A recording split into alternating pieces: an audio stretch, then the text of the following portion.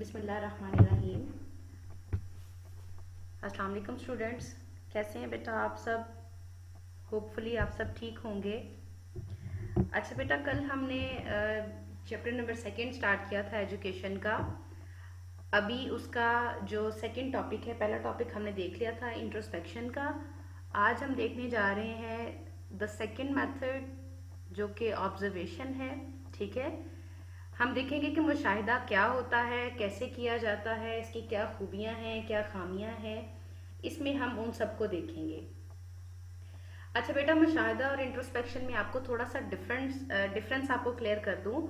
जो इंट्रोस्पेक्शन है उसमें हम अपनी खूबियां, खामियां, अपने इश्यूज, अपने प्रॉब्लम्स को खुद एनालाइज कर रहे होते हैं, खुद स्टडी कर रहे होते हैं। लेकिन जो मुशाहिदा है ये डायरेक्टली ऑब्जर्वेबल मेथड्स होते हैं या ऑब्जर्वेबल बिहेवियर्स होते हैं जिनको हम देखते हैं और समझने की कोशिश करते हैं। ठीक है, और ये खारजी रवैया होता है जो चीज़ें नज़र आ सकती हों। ठीक है, और हम दूसरों के किरदार का मुशाहिदा करते हैं। अगर हम खुद का एनालिसिस कर रहे हो, खुद को एनालाइज कर रहे हो, तो उसको इंट्रोस्पेक्शन कहते हैं। और अगर हम दूसरों को एनालाइज कर रहे हो तो उसको ऑब्जर्वेशन कहते हैं। ठीक है, और इसमें हम खारजी किरदार के जरिए अंदाज़ा लगाने की कोशिश करते हैं कि किसी भी इंसान की जहनी कैफियत क्या है। जैसे अगर हम किसी के आंसुओं को देखें तो हमें अंदाज़ा होगा कि वो इंसान तकलीफ में है, परेशानी में है। और अगर कोई बहुत ज़्यादा चेहरे से खुश नज़र आ रहा है तो हम अंदाज़ा लगाएंगे कि इस टाइम इसको कोई ऐसी खुशी मिली है जिसकी वजह से ये बहुत ज़्यादा खुश है। ठीक है, अच्छा जी, अब अहम हकाइक क्या है मुशाहिदे से रिलेटेड उनको देख लेते हैं। सबसे पहले देखिए, हकाइक का रिकॉर्ड है। हकाइक का रिकॉर्ड किस तरह से है बेटा कि हम उस चीज का रिकॉर्ड रखते हैं जो नजर आ रही हो। और नजर क्या चीज आती है? जो हमें देखने में हकीकत लगती है। ठीक है, तो ल्यूइस क्या कहता है, मुशाहिदा के तरीका में जो मुशाहिदा कुनंदा है, मतलब कि जो मुशाहिदा कर रहा है, वो वाकयात का मुतालिया करता है और जो चीज़ उसको नज़र आती है, जो चीज़ उसके मुशाहिदे में आती है, उसका रिकॉर्ड तैयार कर लेता है। ठीक है, तो ये हकाइक का रिकॉर्ड होता है। फिर फितरी माहौल है। मुशाहिदा हमेशा हम नेचुरल इन्वायरमेंट में करते हैं, कोई कंडीशन नहीं लगाते, कोई इसमें एडिशनल हम इम्प्लीमेंटेशन नहीं करते। जो चीज़ रियल सिचुएशन में नेचुरल इन्वायरमेंट में चल रही हो उसको हम ऑब्जर्व कर लेते हैं। फिर बिलवास्ता अप्रोच है, इनडायरेक्ट अप्रोच है। इनडायरेक्ट क्यों है बेटा? क्योंकि हम दूसरों को ऑब्जर्व कर रहे हैं और हम उसके जहनी अमाल को डायरेक्टली ऑब्जर्व नहीं कर रहे, हम उसके किरदार के जरिए से उसके जहनी अमाल को ऑब्जर्व कर रहे हैं। तो ये इनडायरेक्ट अप्रोच है। ठीक है, उसके बाद खारजी किरदार, सिर्फ एक्सटर्नल जो बिहेवियर्स हैं वो मुशाहिदे में आते हैं। एक्सटर्नल बिहेवियर्स के अलावा कोई चीज़ मुशाहिदे में नहीं आती। ठीक है, फिर हरकत का मुताला है, इंसान जो चीज़ें कर रहा है, क्योंकि किरदार की बात है ना, खारजी किरदार की बात हो रही है, तो इंसान की जो हरकत व सकनात होती हैं उनके ज़रिए ही हम जो इंसान की जहनी कैफियत है उसको एनालाइज करने की कोशिश करते हैं। ठीक है, अगर हम देखिए यहाँ पर उन्होंने आगे लिखा है कि तालीमी नफ्सियात का जो माहिर है, अगर वो बच्चे के ख्यालात को, जज्बात को और उसकी जो शख्सी सिफात हैं उनसे आगाही चाहता है तो उसकी हरकत का मुताला करता है। ठीक है, फिर हकाइक बुनियाद रिपोर्ट, क्योंकि हमने पहले ही बात की कि ये हकाइक को ऑब्जर्व करती है तो इसकी जो रिपोर्टिंग होगी वो भी हकाइक बुनियाद होगी। ठीक है, उसमें कोई चीज़ खुद से ऐड नहीं की जाएगी, बायसनेस नहीं होगी, लिखने वाला अपनी मर्जी से कोई चीज़ ऐड नहीं कर सकता, सिर्फ वही चीज़ लिखी जाएगी जो नज़र आ रही है। फिर जो मफरूज़े हैं वो बनाए जाते हैं इसमें, फॉर्मुलेशन ऑफ हाइपोथेसिस। मैं आपको इसकी एग्जांपल देती हूँ। आपने किसी को रोते हुए देखा तो आपने क्या अंदाज़ा लगाया? हम अगर किसी को रोता हुए देखें तो हम जितने लोग होंगे वो डिफरेंट बातें सोचेंगे। कोई ये सोच सकता है कि इसके पेट में दर्द है, कोई ये सोच सकता है इसकी कोई चीज़ गुम गई है, कोई ये सोच सकता है कि शायद इसकी फैमिली में कोई प्रॉब्लम चल रहा है, कोई ये भी सोच सकता है कि ये इसकी लेट से अल्लाह ताला माफ़ फरमाए किसी की डेथ हो गई, ये उसको याद कर रही है। या इसको कोई सवेयर किस्म की अभी चोट लगी है उस वजह से ये रो रही है। जबकि पॉसिबल ये भी है कि वो प्याज काट रही हो, अगला बंदा जो रो रहा है वो प्याज काट रहा हो, प्याज काटने से उसकी आंखों में आंसू आ गए हो। तो ये जो हमने अंदाजे लगाए इसको मफरूजा बोलते हैं। तो जो ऑब्जर्वेशन मेथड है बेटा, इसमें मफरूजे बनाना बहुत ज़रूरी है। जब हम मफरूजे बना लेते हैं तो फिर उनकी या तो तस्दीक की जाती है या तरदीद की जाती है, ठीक है। और फिर एक रिकॉर्ड बनाया जाता है जिसमें हम बताते हैं कि मेरा ये मफरूजा सही हुआ और ये मफरूजा मेरा गलत हो गया। और जो मफरूजा हमारा सही हो जाए उसके नतीजे में, उसके नतीजे की रोशनी में हम मुस्तकबिल की कोई पेशगोई करते हैं या मसले का हल बताते हैं, ठीक है। उसके बाद बेटा मुशाहिदे की खूबियां और खामियां हैं। सबसे पहले हम खूबियां देख लेते हैं। नंबर 1, गैर जानबदारी। क्योंकि हकायक बुनियाद है तो इसमें गैर जानबदारी है। गैर जानबदारी से मुराद क्या है कि बताने वाला या ऑब्जर्व करने वाला अपनी तरफ से कुछ ऐड नहीं कर सकता। हालात का जायजा लेकर वो जो भी उनकी रीजंस हैं उनका जायजा लेगा और जो रिजल्ट्स आएंगे उनको एनालाइज करेगा, ठीक है। तो वो गैर जानबदार एक थर्ड पर्सन बन के काम करेगा। फिर है इसकी दूसरी खूबी बेटा मुताले किरदार। हम किरदार का जो मुतालिया है उसके जरिए दूसरों की अमाल को समझ सकते हैं, ठीक है। मुतालिया बातन के जरिए हम अपने जहनी अमाल से तो आगाह हो जाते हैं, लेकिन अगर हम किसी दूसरे के जहनी अमाल से आगाह होना चाहते हैं तो हमें उसके बिहेवियर को स्टडी करना पड़ता है, उसके किरदार को स्टडी करना पड़ता है, ठीक है। और ये सिर्फ ऑब्जर्वेशन से पॉसिबल है, ऑब्जर्वेशन के बगैर पॉसिबल नहीं है।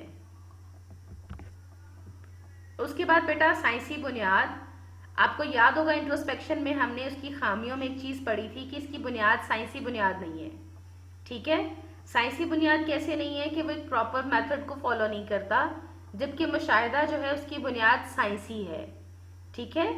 हम पूरा साइंसी, क्योंकि हमने पहले मफरूजा बनाया, फिर उसके जरिए एक्सपेरिमेंट्स किए, फिर उसके जरिए रिजल्ट्स निकाले, ठीक है। तो ये एक पूरा साइंसी तरीका है, साइंसी बुनियादों पर कायम है और हमें इसके जरिए जो भी चीज़ मिलेगी, जो भी चीज़ रिजल्ट्स हमारे पास आएंगे वो वैलिड होंगे, ठीक है।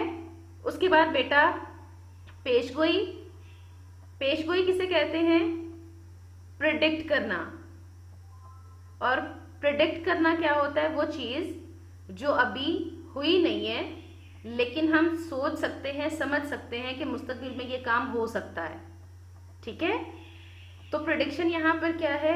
हम जब किसी के किरदार को देखते हैं तो हम अंदाज़ा लगाते हैं, हम प्रिडिक्ट कर सकते हैं, पेशगोई कर सकते हैं कि अगर ये तरीका हम इस्तेमाल करते हैं, ये हमने उसकी पर्सनालिटी में चीज़ देखी है, ये एक बुरी आदत उसकी देखी है, इसको निकाल दें तो ये फ़र्द ठीक हो जाएगा, या इसके किरदार में ये चीज़ ऐड कर दें तो ये ठीक हो जाएगा, ठीक है। तो हम पेशगोई कर सकते हैं, फ्यूचर प्रिडिक्ट कर सकते हैं। अगली खामी क्या है, खूबी क्या है हमारे पास कि लाशऊर का मुतालिया कर सकते हैं। ये भी बेटा आपको अगर याद हो, हमने मुतालिया बातन में देखा था कि हम लाशऊर की स्टडी नहीं कर सकते, हमें तमाम अंदरूनी जो जहनी कैफियत है उनका इल्म नहीं होता, ठीक है। जबकि जो बिहेवियर की स्टडी है वो लाशऊरी जो चीज़ें हमारे अंदर हैं उनको भी स्टडी कर सकता है। इसकी मैं आपको एग्जांपल देती हूँ। एक इंसान है, उसे नहीं पता कि जब मुझे गुस्सा आता है तो मैं कांपता हूँ, क्योंकि वो खुद को ऑब्जर्व नहीं कर पाता कि गुस्से की हालत में लाशऊरी तौर पर उसका जिस्म कांपता है। लेकिन अगर यही कोई दूसरा इंसान उसको स्टडी कर रहा हो, उसकी ऑब्जर्वेशन कर रहा हो, तो वो अंदाज़ा लगा लेगा कि फलां शख्स को जब बहुत ज़्यादा गुस्सा आता है तो उसका जिस्म कांपना शुरू हो जाता है। तो एक लाशऊरी कैफियत है जो मुतालिया बातन से हमें उसका अंदाज़ा नहीं होता, लेकिन मुशाहिदा करने वाले उसको जान सकते हैं। फिर इसकी ये खूबी क्या है कि ये बिलवास्ता तरीका है, इनडायरेक्ट मेथड है, ठीक है। खारजी किरदार के ज़रिए से हम इंसान के जहन तक पहुंचते हैं, ठीक है। और इस तरह से खारजी किरदार से ही हमें फ़र्द के जहनी कैफियत की आगाही हो जाती है और ये बहुत ज़्यादा हेल्पफुल होती है, मावन होती है। तो ये भी मुशाहिदे का जो तरीका है उसकी एक खूबी है। अच्छा बेटा, उसके बाद हम कुछ खामियां देख लेते हैं जो मुशाहिदे का जो तरीका है, ऑब्जर्वेशन मेथड है, जहां पर उसकी खूबियां अपनी जगह पर हैं, उसकी कुछ खामियां भी हैं। पहली खामी देखिए, मसख शुदा मालूमात। बच्चों के लिए ठीक है, जानवरों के लिए ठीक है, जहनी मरीजों के लिए ठीक है। क्यों? क्योंकि बेटा वो अपने बिहेवियर्स को प्रिटेंड नहीं कर सकते। वो जैसे हैं वो वैसा ही बिहेवियर शो करेंगे। लेकिन अगर कोई नॉर्मल शख्स हो, मैं आपकी एग्जांपल देती हूँ, समटाइम्स आप क्लासरूम में बहुत ज्यादा एक्टिव खुद को शो कर रहे होते हैं, लेकिन आप एक्टिव नहीं होते।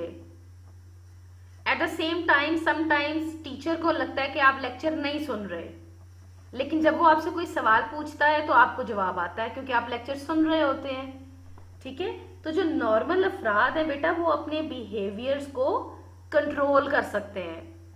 एग्जाम्पल देखिए उन्होंने दिए कि हो सकता है कि हमें एक शख्स मुस्कुराता हुआ नजर आता है, लेकिन वो अंदर से बहुत परेशान है। ठीक है, लेकिन जो बच्चे हैं, जानवर हैं या जहनी मरीज हैं, क्योंकि वो अपने बिहेवियर्स को कंट्रोल नहीं कर सकते, तो उन तक तो ये मुफीद है। लेकिन इसके अलावा जो नॉर्मल अफराद हैं, उनके लिए ये मालूमात मसख शुदा हैं, क्योंकि वो अपने जो बिहेवियर्स हैं उनको कंट्रोल करना जानते हैं। उसके बाद बेटा इंडिविजुअल डिफरेंसेस हैं, इनफरादी इख्तलाफात हैं। आपको पता है इनफरादी इख्तलाफात क्या होते हैं, कि हर इंसान किसी दूसरे इंसान से मुख्तलिफ है। हो सकता है कि आपको एक इंसान में जो चीज आप ऑब्जर्व करें और दूसरे इंसान में आपको वो चीज ना नजर आए। ठीक है, तो आप ये नहीं कह सकते कि जो चीज मैंने एक इंसान में ऑब्जर्व की वो दूसरे इंसान के लिए भी सेम होगी। तो ये हमारे पास जो इनफरादी इख्तलाफात हैं वो मुशाहिदे में सूटेबल नहीं है। देखिए एग्जाम्पल उन्होंने दी है कि एक वक्त में अगर आप किसी एक शख्स को बुरे नाम से पुकारते हैं तो वो एकदम गुस्से में आ जाएगा, लेकिन कुछ देर बाद आप फिर उसको उस नाम से बुलाएं तो हो सकता है वो गुस्सा ना करे। अब यहाँ तो मुशाहिदा खराब हो गया ना। पहले आपने मुशाहिदा किया था कि ये शख्स तो बहुत गुस्से वाला है भाई, जब भी मैं इसको इसके उल्टे नाम से बुलाती हूँ ये तो बहुत गुस्से में आ जाता है। लेकिन थोड़ी देर बाद जब आपने उसे बुलाया उसको गुस्सा ही नहीं आया।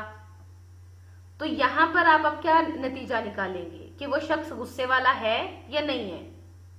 नहीं ना नतीजा निकाला जा सकता, क्योंकि उसने दो मुख्तलिफ सिचुएशंस में दो डिफरेंट किस्म के बिहेवियर शो किए हैं।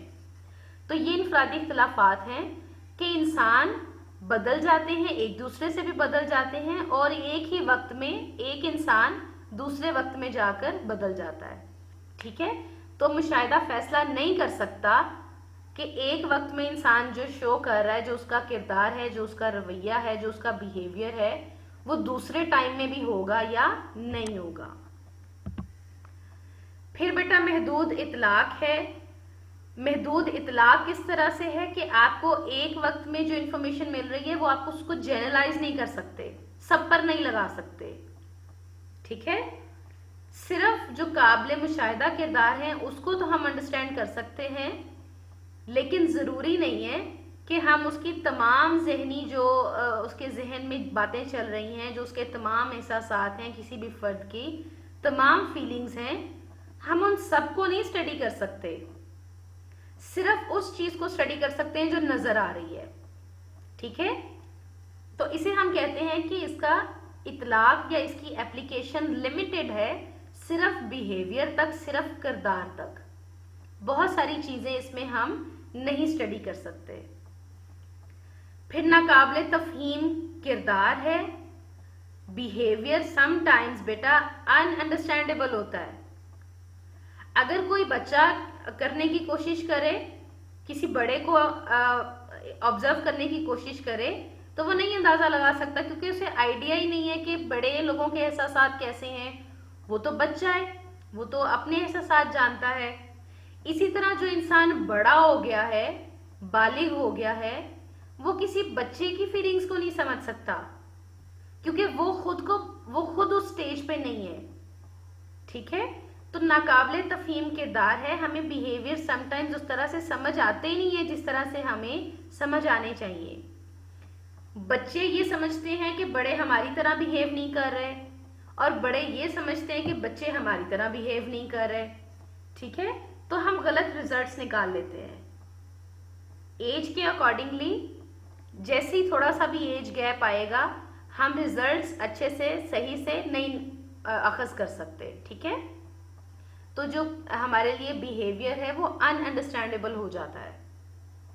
और लास्ट वन यहाँ पर खामी बेटा, गलत तशरीह। ये सबसे बड़ी जो है हमारे पास खामी है मुशाहिदे की, कि हम तशरीह गलत कर लेते हैं।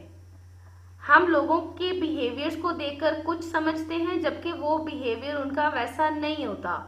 जैसे मैंने आपको अभी एग्जांपल दी कि एक आप इंसान को रोता हुआ देखें तो आप समझते हैं कि इसको जरूर कोई मसला है, परेशानी है, ये रो रहा है, जबकि हो सकता है वो खुशी के आंसू हो, उसको इतनी ज्यादा किसी बात की खुशी हुई हो कि उसके आंसू निकल आए हो। अब ये गलत तशरीह हो गई ना बिहेवियर की। और यहाँ पर भी देखिए उन्होंने लिखा है कि हम ये समझते हैं कि सब हमारी तरह ही समझते हैं, सोचते हैं, महसूस करते हैं, जबकि जरूरी नहीं है कि लोग हमारी तरह सोचें। तो मुशाहिदे में हम भूल जाते हैं कि हमारे सोचने समझने के तरीके और लोगों के सोचने समझने के तरीके मुख्तलिफ हैं आपस में, तो हम उनके किरदार की गलत तशरीह कर देते हैं। और ये सबसे बड़ी खामी है ऑब्जर्वेशन मेथड की, जिसकी बुनियाद पर पूरा प्रोसेस फेल हो जाता है, ठीक है। तो बेटा ये हमने दूसरा मेथड पढ़ा है अभी, तालीमी नफ्सियात को समझने का दूसरा तरीका।